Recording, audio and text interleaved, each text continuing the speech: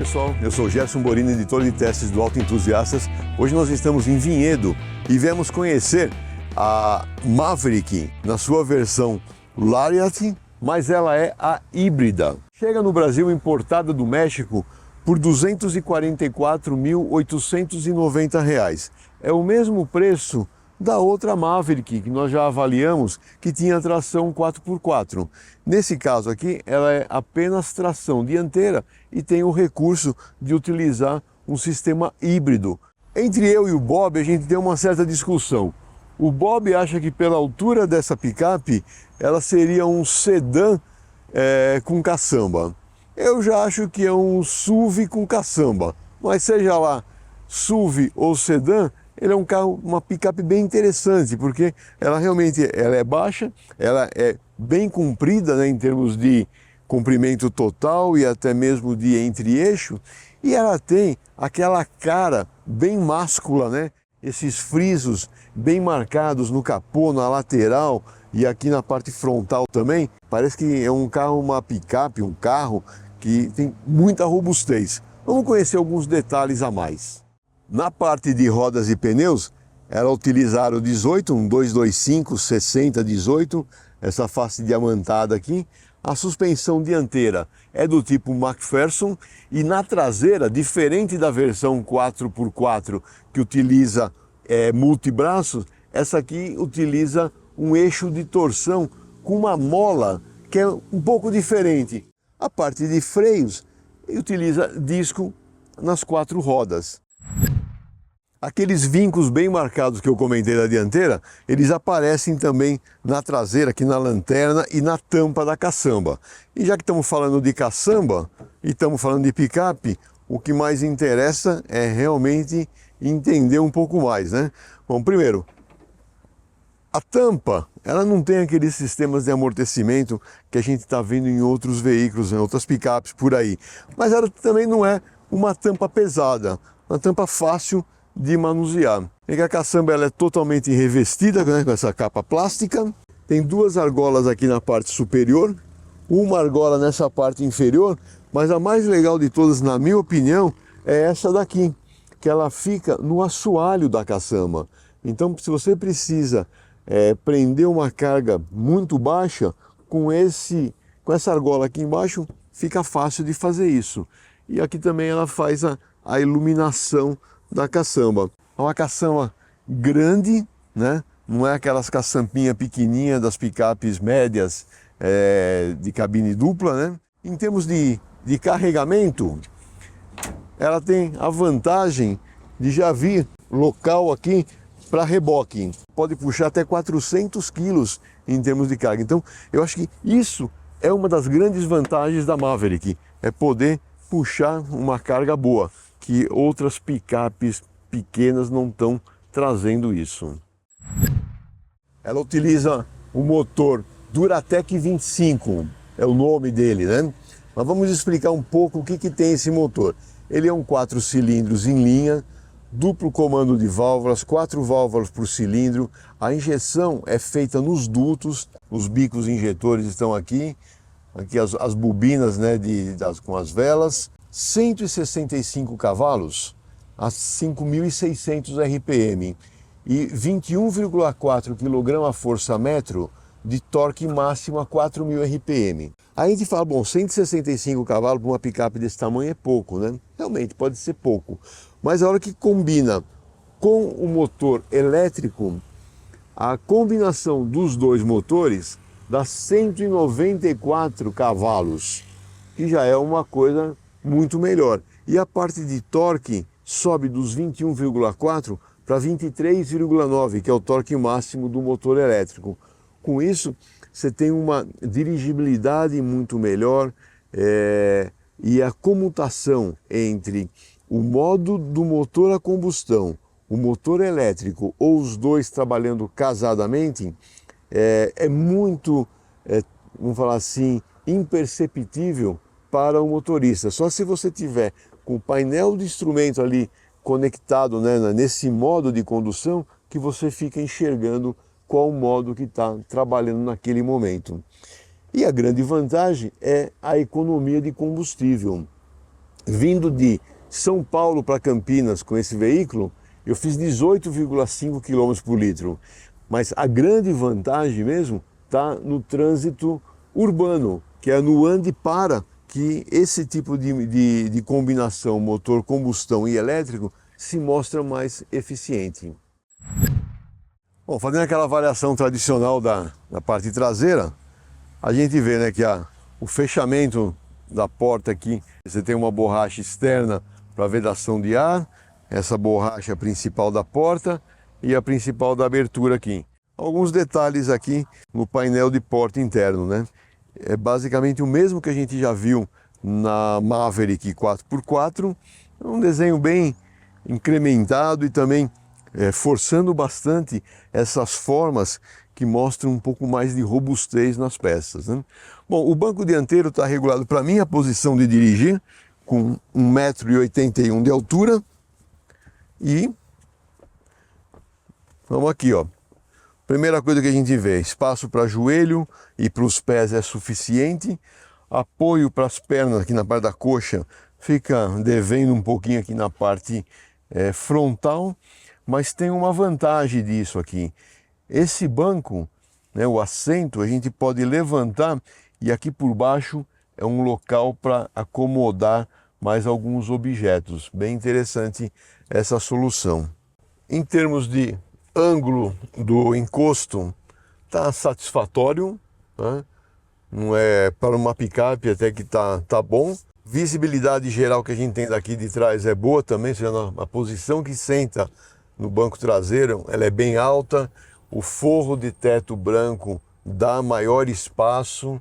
3 posições de alça de teto traz mais conforto. O descansa-braço central está praticamente na mesma altura do descansa-braço da porta, então isso acaba dando mais conforto também aqui no banco traseiro. Em termos de assento infantil, são apenas 2 posições, apesar do carro ser mais largo, não tem uma posição central, assim como também não tem saída de ar climatizado para a traseira. A única coisa que nós temos são 2 portas USB. Outro detalhe interessante é essa moldura aqui, a posição onde foi colocada os alto-falantes. Eles estão aqui no alto, aqui na coluna C. Então isso dá um efeito palco de som dentro do veículo muito melhor. Agora, fazendo aquela verificação que nós introduzimos faz pouco tempo no canal, de ver o alinhamento do volante em relação ao centro do banco. Então, coloquei aqui um fio de prumo, o volante está bem alinhado, um fio de prumo descendo aqui e medindo, usando aqui a costura do banco, eu puxei ele um pouco para frente. Nessa região aqui ele tem 36 centímetros, 360 milímetros. E o fio de prumo está caindo praticamente no meio, 180 milímetros aqui no centro. Ou seja, o volante está bem centrado em relação ao banco. Bom, pessoal, agora conhecendo um pouco da parte frontal aqui do veículo, né?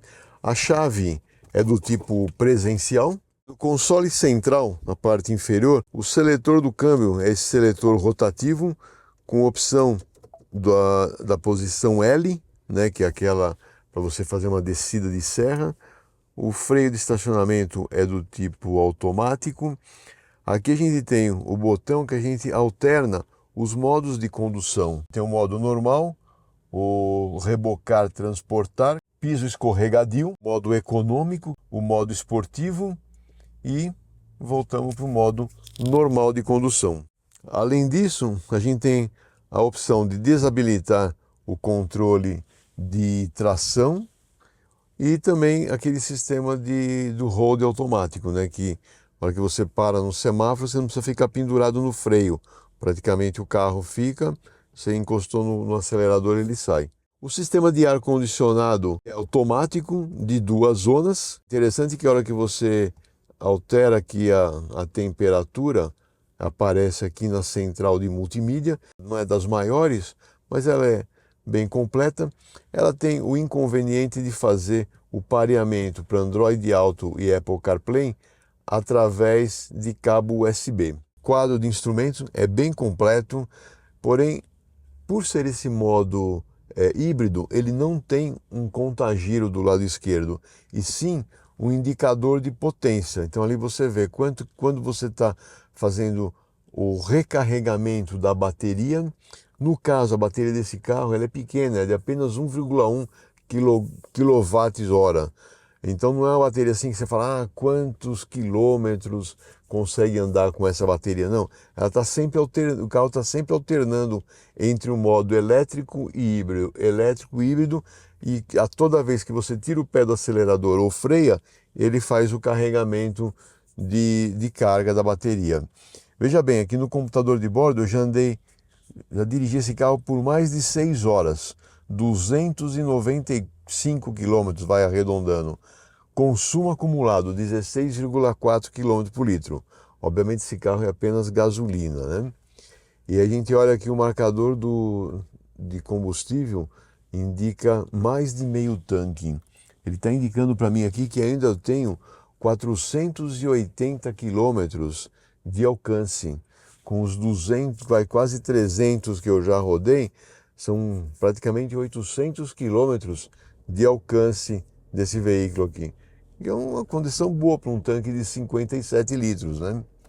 E aqui no computador de bordo tem algumas outras funções, e eu vou deixar, tem monitoramento da pressão dos pneus, eu vou deixar nessa condição aqui, que é um instrutor VE, que aqui a gente vai conseguir enxergar quando a gente está acelerando em modo híbrido, em modo elétrico ou recarregando a bateria.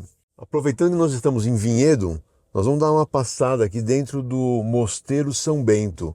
E já aproveitando, porque ele tem um piso de paralelepípedo. Então, já que nós não estamos em Joaquim Egídio, a gente consegue aproveitar esse piso e ver justamente essa aspereza no carro e ver como que ele se comporta nessas pequenas irregularidades aqui. Além do que, é um local bem bonito, bem bacana, que pode ser visitado aos finais de semana, durante a semana.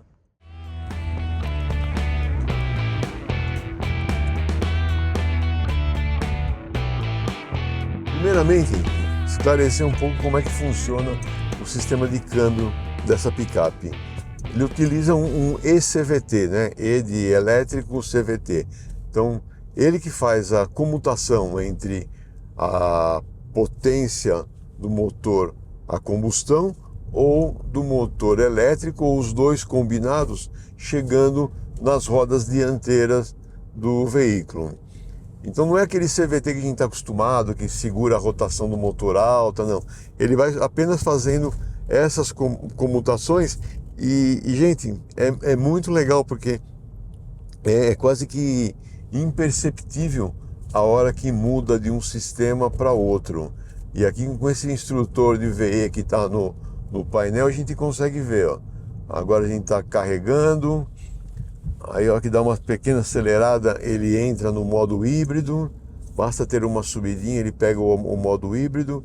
A hora que entra numa condição mais de uso normal, vamos falar assim, vai sem dar muita carga, aqui ó, entrou novamente o modo híbrido, porque a gente pegou uma pequena subida, e daqui a pouco ele volta a trabalhar somente em modo elétrico, e isso que faz com que o carro tenha uma ótima economia de combustível. Aqui, ó, aqui entrou no modo elétrico, que eu estou com uma velocidade constante, e praticamente se não fosse essa indicação no painel, você não estaria vendo nada, né? A parte também de suspensão, como essa bateria não é muito pesada, esse carro tem um peso total em ordem de marcha de 1.700 quilos, então ele negocia muito bem as passagens nessas irregularidades do piso. Então ele vem bem suave mesmo. O entre-eixos de mais de 3 metros facilita também nessas passagens de lombada, deixa o carro, a picape mais suave, né, em termos de movimentação. E o que eu percebo que é bem balanceado também, como que é a movimentação dianteira e como que vem a movimentação traseira. O sistema de direção é outro ponto importante, que ele tem uma boa definição de centro, e andando em rodovias mais em alta velocidade, a gente percebe bem centrado o volante, percebe bem o peso a hora que a gente tira do centro. E para fazer manobras ou em cidade ou até mesmo em trechos mais sinuosos como esse daqui, ele também tem um peso confortável. Em termos de desempenho, a gente vai dar aqui uma acelerada nessa subida que a gente encontrou aqui pela frente, só para mostrar um pouquinho da aceleração e dos ruídos no interior do veículo. Vou dar uma diminuída aqui, não vou parar totalmente. Aqui, ó. Vê que aqui, ó, entrou praticamente 100% de potência, né? E você percebe que o motor está trabalhando em alta rotação e está empurrando o veículo com um bom desempenho. Não é tão bom quanto a outra versão 4x4, que tem um motor que o conjunto todo tem um pouco mais de potência do que esse daqui.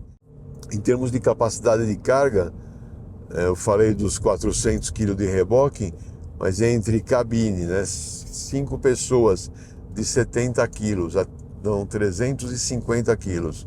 E são mais 300 quilos que podem ser colocados na caçamba.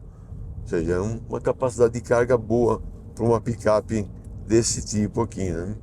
O sistema de freio também, eu percebo que a modulação no pedal, ela é bem progressiva, não tem um pedal pesado, é um pedal que eu digo assim, parecido com qualquer carro de passageiro. Vou colocar um pouco no modo de condução Sport.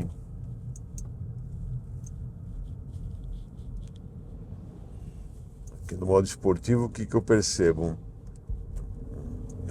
A resposta do pedal do acelerador é muito mais pronta, né? Você precisa acelerar bem menos, menor curso, para que você tenha uma resposta melhor de aceleração. E o inverso acontece na hora que a gente coloca no modo Eco.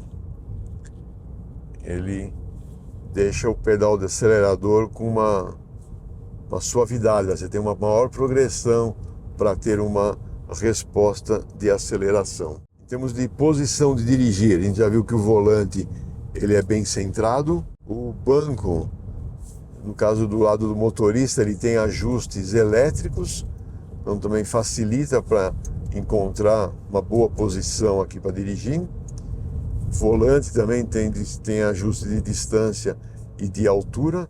O que é bacana também, esse painel com as mesmas linhas que nós vimos do lado de fora, mais pronunciadas, né, com até lembrando um pouco aqueles cantos chanfrados e tudo mais, aqui dentro também se reproduz. Agora a gente tem aqui um trecho de sinuoso de subida. Eu vou colocar novamente no modo esportivo. Opa, que passou. Isso é uma coisa ruim que tem esse seletor aqui, que é diferente de outros carros. Aqui você vai selecionando um a um e ele vai passando. Se você passou do ponto, você não tem como voltar, você tem que dar a volta inteira, né? Então aqui, ó, vou dar uma diminuída e fazer uma reaceleração aqui em modo esportivo agora.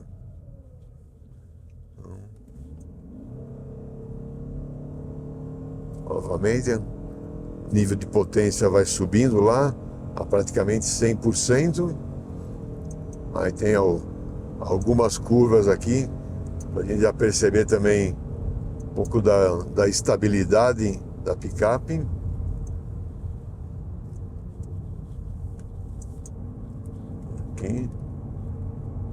Aqui. Tem um pouquinho de rolagem de carroceria, mas nada exagerado.